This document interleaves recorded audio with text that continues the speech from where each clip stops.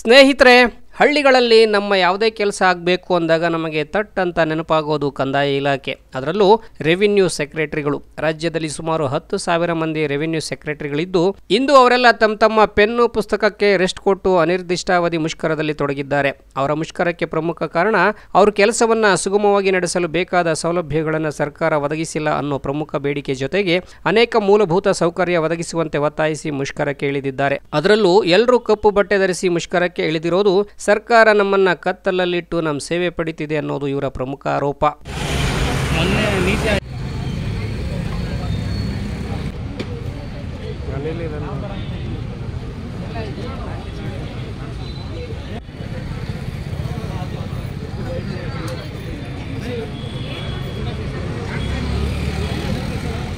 ಹೌದು ಸ್ನೇಹಿತರೆ, ಕಂದಾಯ ಇಲಾಖೆ ಕಾರ್ಯದರ್ಶಿಗಳು ಕೆಲಸ ಮಾಡಲು ಒಂದು ಬೇಸಿಕ್ ಫೆಸಿಲಿಟಿ ಇಲ್ಲ ಅನ್ನೋದು ಇವರ ಅಳಲು. ಅದರಲ್ಲೂ ಈಗಾಗಲೇ ಎಲ್ಲ ಸೇವೆಗಳು ಡಿಜಿಟಲ್ ವ್ಯವಸ್ಥೆಯ ಮೂಲಕವೇ ಜನರಿಗೆ ತಲುಪಬೇಕು ಅನ್ನೋ ವ್ಯವಸ್ಥೆಯನ್ನು ಜಾರಿಗೆ ತಂದಿರುವ ಸರ್ಕಾರ ಅದಕ್ಕೆ ಬೇಕಾದ ಸೌಲಭ್ಯ ನೀಡಬೇಕಲ್ವಾ?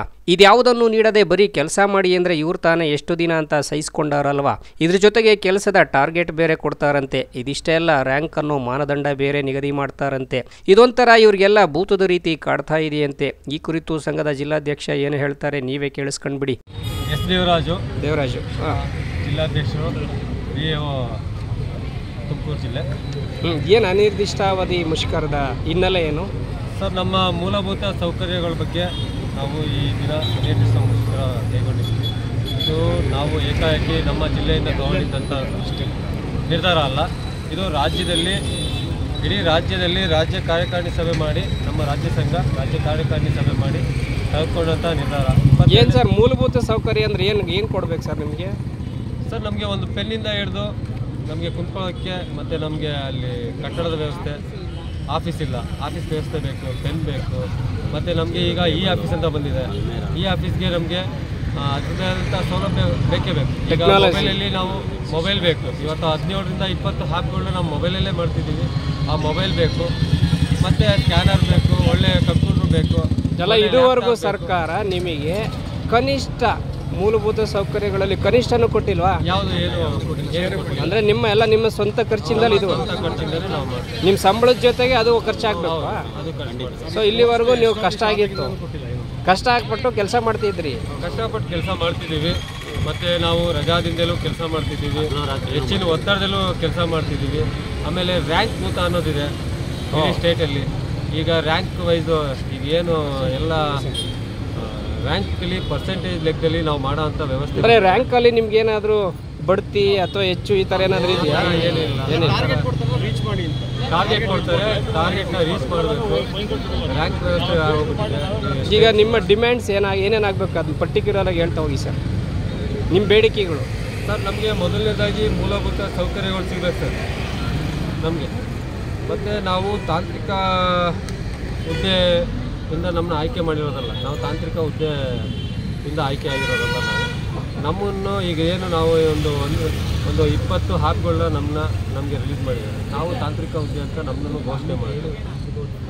ತಾಂತ್ರಿಕ ಹುದ್ದೆ ಅಂತ ನಮ್ಮನ್ನು ಟೆಕ್ನಿಕಲ್ ಹ್ಯಾಂಡ್ಸ್ ಅಂತ ನಮ್ಮನ್ನು ಘೋಷಣೆ ಮಾಡಿದ್ವಿ.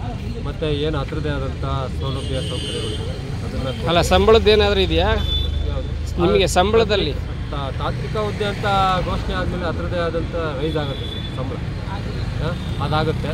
ಅಂದರೆ ತಾಂತ್ರಿಕ ಹುದ್ದೆ ಅಂತ ಘೋಷಣೆ ಆಗುತ್ತೆ. ನಾವೇನು ಈಗ ಟೆಕ್ನಿಕಲ್ ಹ್ಯಾಂಡ್ಸ್ ಅಲ್ಲ ನಾವು. ಇನ್ನು ಈಗಾಗಲೇ 17ರಿಂದ 20 ಆ್ಯಪ್ಗಳನ್ನು ಡೌನ್ಲೋಡ್ ಮಾಡಿಕೊಂಡು ಅದರ ಮೂಲಕವೇ ಕೆಲಸ ಮಾಡುವ ಈ ಸಿಬ್ಬಂದಿಗಳಿಗೆ ಮೊಬೈಲ್ ಇಲ್ಲ, ಕನಿಷ್ಠ ಒಂದು ಲ್ಯಾಪ್ಟಾಪ್ ಕೂಡ ಇಲ್ಲ.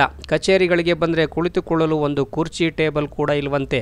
ಇನ್ನು ಹಳ್ಳಿ ಕಡೆ ಹೋದರೆ ನೆಟ್ವರ್ಕ್ ಸಮಸ್ಯೆ, ಕೆಲಸವಾಗದೇ ಇದ್ದರೆ ಹಿರಿಯ ಅಧಿಕಾರಿಗಳ ವಕ್ರದೃಷ್ಟಿಗೆ ಒಳಗಾಗಬೇಕಾಗುತ್ತೆ. ಇಷ್ಟೆಲ್ಲ ಸವಾಲುಗಳ ನಡುವೆ ಜನರಿಗೆ ಸಕಾಲದಲ್ಲಿ ಸೇವೆ ಒದಗಿಸಿ ಅಂದರೆ ಅದು ಹೇಗೆ ಸಾಧ್ಯ? ಇದರಿಂದ ಮಾನಸಿಕ ಒತ್ತಡಕ್ಕೊಳಗಾಗಿ ಖಿನ್ನತೆ ಬರುತ್ತೆ ಅನ್ನೋ ಆತಂಕ ಈ ನೌಕರರದ್ದು. ಹೆಸರೇನು? ಭಕ್ತವತ್ಸಲ ಸರ್. ಭಕ್ತವತ್ಸಲ, ಇವತ್ತೇನು ಅನಿರ್ದಿಷ್ಟಾವಧಿ ಮುಷ್ಕರದ ಕಾರಣ ಮೇನ್ ರೀಸನ್ ಹೇಳ್ತಾ ಹೋಗಿ ಸರ್. ಮೇನ್ ರೀಸನ್ ಇವತ್ತು ರಾಜ್ಯ ಸಂಘದ ಕಾರ್ಯಕಾರಿಣಿ ಸಭೆಯ ನಿರ್ದೇಶನದಂತೆ ಇವತ್ತು ಅನಿರ್ದಿಷ್ಟಾವಧಿ ಮುಷ್ಕರವನ್ನು ನಾವು ಕೈಗೊಂಡಿದ್ವಿ. ಇವತ್ತು ಮೂಲಭೂತ ಸೌಕರ್ಯಗಳು ಎಲ್ಲರಿಗೂ ಇವತ್ತು ಸುಮಾರು 10,000 ಜನ ಗ್ರಾಮಾಡಳಿತಾಧಿಕಾರಿಗಳಿದ್ದೀವಿ ನಾವು. ಇವತ್ತು ಯಾರಿಗೂ ಸಹ ಪೆನ್ನಿಂದ ಹಿಡಿದು ಅಲ್ಮೇರವರೆಗೂ ಯಾರಿಗೂ ಏನೂ ಕೊಟ್ಟಿಲ್ಲ. ಇದುವರೆಗೂ ಸರ್ಕಾರ ಅನೇಕ ಬಾರಿ ನಾವು ಮನವಿಗಳನ್ನ ಕೊಟ್ಟಿದ್ದೀವಿ.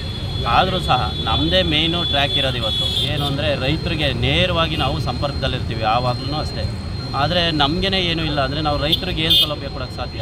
ರೈತರಿಗೆ ಕೊಡಲಿಕ್ಕೆ ಆಗೋದಿಲ್ಲ. ಆ ನಿಟ್ಟಿನಲ್ಲಿ ಇವತ್ತು ನಾವು ಸರ್ಕಾರನ ಪದೇ ಪದೇ ಕೇಳಿದ್ದೀವಿ, ಒಂದು ಲ್ಯಾಪ್ಟಾಪ್ ಕೊಡಿ, ಕನಿಷ್ಠ ಸೌಲಭ್ಯ ಒಂದು ಮೊಬೈಲ್ ಕೊಡಿ ಅಟ್ಲೀಸ್ಟ್.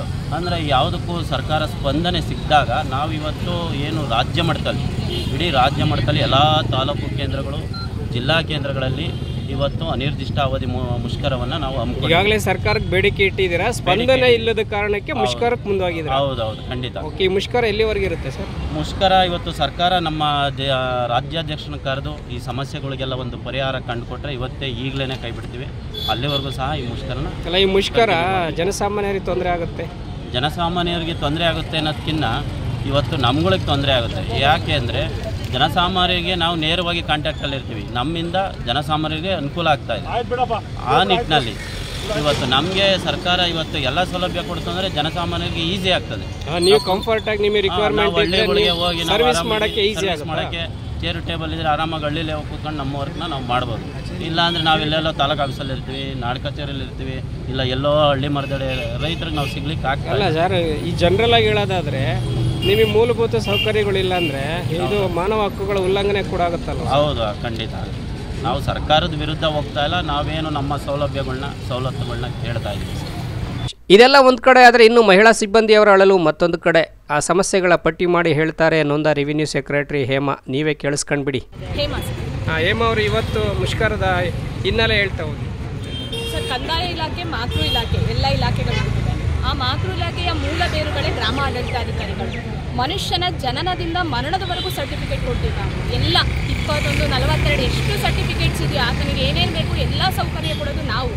ಎಲ್ಲ ಫೈಲ್ಗಳಾಗಲಿ ಎಲ್ಲ ಕೆಲಸಗಳಾಗಲಿ ರಿಪೋರ್ಟ್ ಬೇಸ್ಡ್ ಆಗೋದು BAಗಳು. ಅಂದರೆ ಮೂಲ ನಾವೇ. ನಾವು ಚೆನ್ನಾಗಿದ್ದರೆ ತಾನೇ ಮುಂದಕ್ಕೆ ನಾವು ಕೆಲಸ ಮಾಡಿ ಚೆನ್ನಾಗಿ ನಾವೇನಾದರೂ ಪ್ರಗತಿ ಕೊಡಲಿಕ್ಕೆ ಸಾಧ್ಯ ಆಗೋದು. ಸೊ ಇವತ್ತು ಜನಸಾಮಾನ್ಯರಿಗೆ ತೊಂದರೆ ಆಗ್ತಾ ಇದೆ ಅನ್ನೋದು ಎಷ್ಟು ನೀವು ಹೇಳ್ತಾ ಇದ್ದೀರೋ ನಿಮ್ಮ ಮುಷ್ಕರದಿಂದ. ನಮಗೆ ತೊಂದರೆ ಆಗಿರೋದಕ್ಕೆ ಇವತ್ತು ನಾವು ಬೀದಿಗಿಳಿದಿದ್ದೀವಿ. ಯಾಕೆ? ಇಲ್ಲಿವರೆಗೂ 25 ಸಾವಾಗಿದೆ ರಾಜ್ಯದಲ್ಲಿ. ಒಬ್ಬ VA ಸತ್ತೋದ್ರೆ 4 ಹಾರ ಹಾಕ್ತೀವಿ, ಕಣ್ಣೀರು ಹಾಕ್ತಾರೆ, ಇಲ್ಲ ಇನ್ನೊಬ್ರಿಗೆ ಚಾರ್ಜ್ ಹಾಕ್ತಾರೆ. What about next? ಆಮೇಲೆ ಏನು ಅವ್ರ ಕುಟುಂಬ ಏನಾಗುತ್ತೆ?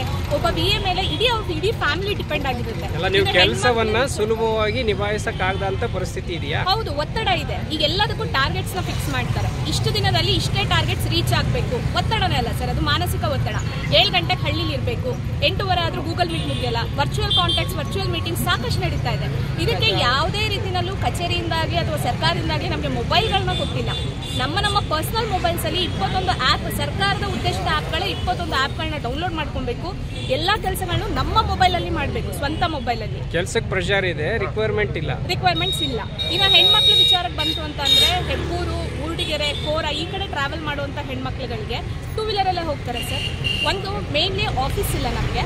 ಇದ್ರಲ್ಲಿ ನಾಚಿಕೆ ಪಡ್ಕೊಳ್ಳೋಂಥದ್ದೇನಿಲ್ಲ, ಸ್ಟ್ರೇಟ್ ಆಗಿ ಹೇಳ್ತೀನಿ. ವಾಶ್ರೂಮ್ಸ್ ಫೆಸಿಲಿಟಿ ಇಲ್ಲ. ಒಂದು ಹೆಣ್ಮಕ್ಳು ಹೋಗ್ತಾಳೆ ಈಗ ಫೀಲ್ಡಲ್ಲಿ ಬೆಳಗಿಂದ ಸಂಜೆವರೆಗೂ ಇರಬೇಕು ಅಂತಂದ್ರೆ ವೈಯಕ್ತಿಕ ಸಮಸ್ಯೆಗಳು ಸಾಕಷ್ಟು ಇರುತ್ತೆ. ಒಂದು ವಾಶ್ರೂಮ್ ಫೆಸಿಲಿಟಿ ಇಲ್ಲ ಅಥವಾ ಒಂದು ಕಚೇರಿ ಫೆಸಿಲಿಟಿ ಇಲ್ಲ ಅಂತಂದ್ರೆ ಇನ್ನೊಬ್ಬರನ್ನ ಅವಲಂಬಿಸ್ಬೇಕು ನಾವು. ಅದೇ ಹಳ್ಳಿಯಲ್ಲಿ ಯಾರ್ದೋ ಮನೆನ ಮೇಡಮ್ ವಾಶ್ರೂಮ್ ಯೂಸ್ ಮಾಡ್ತೀವಿ ಅಂತಾರೆ, ಅದು ಇನ್ನೊಂಥರ ಹರಡಿಸ್ತಾರೆ. ಅವಳು ಅವ್ರ ಪರವಾಗಿ ಕೆಲಸ ಮಾಡ್ತಾರೆ. ಸೊ ಇದು ಹೆಂಗಾಗ್ತದೆ ಅಂತಂದ್ರೆ ನಮ್ಮ ಬೇಸಿಕ್ ನೀಡ್ಸ್ನ ನಾವು ಕೇಳ್ತಿರೋದು. We are not demanding the wants ಕೇಳ್ತಾ ಇಲ್ಲ ನಾವು, ನಮ್ಮ ಬೇಸಿಕ್ ನೀಡ್ಸ್ನ ಕೊಡಿ ಅಂತ ನಾವು ಕೇಳ್ತಾ ಇರೋದು. ನೀವು ಕೆಲಸ ಮಾಡೋದ್ರಲ್ಲಿ ಭದ್ರತೆ ಇಲ್ಲ ನಿಮಗೆ ಅಂತ. ಹೌದು, ಸಾಮಾಜಿಕ ಫೆಸಿಲಿಟಿ ಅನ್ನೋದು ಅಥವಾ ಹ್ಯೂಮನ್ ರೈಟ್ಸ್ ಅನ್ನೋದು ಹೆಂಗೆ ಎಲ್ರಿಗೂ ಅಪ್ಲಿಕಬಲ್. ನಾವು KCSR ಅಂಡರ್ ಕೆಲಸ ಮಾಡ್ತಿರ್ಬೋದು, ಅದ್ರ ಜೊತೆಗೆ ನಾವು ಹ್ಯೂಮನ್ಸ್, ನಾವು ಮನುಷ್ಯರು. ನಮಗೆ ಬೇಕಾಗಿರುವಂಥ ಮೂಲಭೂತ ಸೌಕರ್ಯಗಳನ್ನು ಕೊಡಿ ಅಂತ ಕೇಳ್ತಾ ಇದ್ದಾರೆ. ಈ ಎಲ್ಲ ಸಮಸ್ಯೆಗಳ ಜೊತೆ ತಮಗಿರುವ ಮತ್ತಷ್ಟು ಸಮಸ್ಯೆಗಳನ್ನು ಪಟ್ಟಿ ಮಾಡಿ ಮುಷ್ಕರಕ್ಕೆ ಇಳಿದಿರುವ ಇವರ ಅಷ್ಟೂ ಬೇಡಿಕೆಗಳಿಗೆ ಸರ್ಕಾರ ಯಾವ ರೀತಿ ಸ್ಪಂದಿಸುತ್ತೆ ಎನ್ನುವುದನ್ನು ಕಾದು ನೋಡಬೇಕಿದೆ. ಆದಷ್ಟು ಬೇಗ ಇವರ ಸಮಸ್ಯೆಗಳಿಗೆ ಸ್ಪಂದಿಸಿ ಗ್ರಾಮ ಮಟ್ಟದ ಆಡಳಿತ ವ್ಯವಸ್ಥೆ ಹದಗೆಡದಂತೆ ಎಚ್ಚರ ವಹಿಸುವ ಜವಾಬ್ದಾರಿ ಸರ್ಕಾರದ ಹೆಗಲ ಮೇಲಿದ್ದು, ಮುಷ್ಕರ ತೀವ್ರತೆ ಪಡೆದುಕೊಳ್ಳುವ ಮುನ್ನ ಆ ನಿಟ್ಟಿನಲ್ಲಿ ಸರ್ಕಾರ ಕ್ರಮವಹಿಸಲಿ ಅನ್ನೋ ಸದಾಶಯ ಕೂಡ ನಮ್ಮದು. ಇಲ್ಲಿ ಮತ್ತೊಂದು ಗಮನಿಸಬೇಕಾದ ಸಂಗತಿ ಅಂದರೆ, ಮುಷ್ಕರ ನಿರತ ಸಿಬ್ಬಂದಿಯ ಬಳಿ ಬಂದ ನಿವೃತ್ತ ಪ್ರಾಂಶುಪಾಲ ಹಿರಿಯರೊಬ್ಬರು ನಿಮ್ಮ ಮುಷ್ಕರಕ್ಕೆ ನ್ಯಾಯ ಸಿಗಲಿ, ನೀವೆಲ್ಲ ಸೇರಿ ಒಂದು ಟೀ ಕುಡಿರಿ, ಇಲ್ಲ ಚಾಕ್ಲೇಟ್ ಅಥವಾ ಬಿಸ್ಕೆಟ್ ತಿನ್ನಿ ಎಂದು ತನ್ನಲ್ಲಿದ್ದ 200 ರು ಹಣ ನೀಡಿ ಪ್ರೋತ್ಸಾಹ ನೀಡಿದ್ದು ವಿಶೇಷವಾಗಿತ್ತು. ಅಲ್ಲಿನ ನೌಕರು ಬೇಡ ನಮ್ಗೆ ಹಣ ಅಂದ್ರು, ಅದಕ್ಕೊಂದು ವೇದವಾಕ್ಯ ನುಡಿದ್ರು. ಮಾನವನಾಗಿ ಹುಟ್ಟಿದ ಮೇಲೆ ಏನೇನು ಕಂಡೆ ಸ್ವಾಮಿ, ನನಗೆ 60,000 ಪೆನ್ಷನ್ ಬರ್ತಾ ಇದೆ, ನನಗೇನು ಕೊರತೆ ಇಲ್ಲ ಎಂದವರೇ ಅಲ್ಲಿಂದ ಮುಂದೆ ಸಾಗಿದ್ರು. ನೀವೇನು ಕೆಲಸ ಮಾಡಿ ರಿಟೈರ್ಡ್ ಆಗಿ? ವೈಸ್ ಪ್ರಿನ್ಸಿಪಾಲ್ ಅಂತ ಇಂಗ್ಲಿಷ್ ಪಾಠ ಮಾಡ್ತಿದ್ದೆ. ಈಗ ಮುಷ್ಕರ ನಿರತರಿಗೆ ಒಂದು ಸಣ್ಣ ಸಹಾಯ ಮಾಡಿದ್ರೇನು? ಹೇಳಿ, ಸಹಾಯ ಮಾಡಿದ್ರಾ? ಸಹಾಯ ಅಂತಲ್ಲ, ಅದು ಬೇಡ, ನಾವು ತಗೊಳ್ತೀವಿ. ಪ್ರಶ್ನೆ ಹಂಗಲ್ಲ. ಮಾನವನಾಗಿ ಹುಟ್ಟಿದ ಮೇಲೆ ಏನು ಕಂಡೆ ಅಂತ ದೇವರು ಬರ್ದ್ಬಿಡ್ತಾನೆ ಆಮೇಲೆ. ಈಗ ಈ ಥರ ಮುಷ್ಕರ ಮಾಡೋರು ಎಲ್ಲರಿಗೂ ಸಹಕಾರ ಕೊಡ್ತಿರ್ತೀರಾ? ಹೌದು, ನಮ್ಮಮ್ಮ ಅಂತ ಮಾಡಿದ್ದು ಡೆಲ್ಲಿನಾಗ ಹೋಗಿ ವಾಸ ಮಾಡ್ಬಿಟ್ಟು ನಮ್ಮಮ್ಮ. ಅವರ ಡೆಲ್ಲಿನಲ್ಲಿ ನೋಡಿದಂಥ ಮೊಮ್ಮಗ ಈಗ ಅಮೆರಿಕಾದಲ್ಲಿ ಕೆಲಸ. ನೋಡ್ರಿ, ಅವ್ರು ಯಾರು ಕಾರ್ಯದರ್ಶಿಗಳು ಇಸ್ಕೊಳ್ಳೋಕ್ಕೆ ರೆಡಿ ಇಲ್ಲ ನಿಮ್ಮ ಹತ್ರ. ಹಂಗಲ್ಲ, ಧರ್ಮ ಕಾಪಾರಿ ಆಗ್ಬೇಕಾಯ್ತು. ಮಹಾತ್ಮ ಗಾಂಧಿ ದೇಶವನ್ನೇ ಸುತ್ತಾಡಿದಾರೆ ಅವಾಗ. ನೀವು ಧಾರ್ಮಿಕ ಪ್ರವರ್ತಕರಾಗ್ಬಿಟ್ರಿ. ಹೌದು. ನಿಮ್ಮ ಅಮ್ಮನಿಗೆ ಎಷ್ಟು ಮಕ್ಳಿದ್ರು ಹೇಳಿ? ನಮ್ಮ ಅಮ್ಮನಿಗೆ 18 ಮಕ್ಳು ಹುಟ್ಟಿದ್ರು. ಅವರು ನಮ್ಮನ್ನು ಸಾಕುವಾಗ ಎಷ್ಟು 300 ಮೂಟೆ 300 ಪೆನ್ಷನ್ ಎಷ್ಟು ಬರುತ್ತೆ? 60,000. 60,000. Bureau report, Belagere news.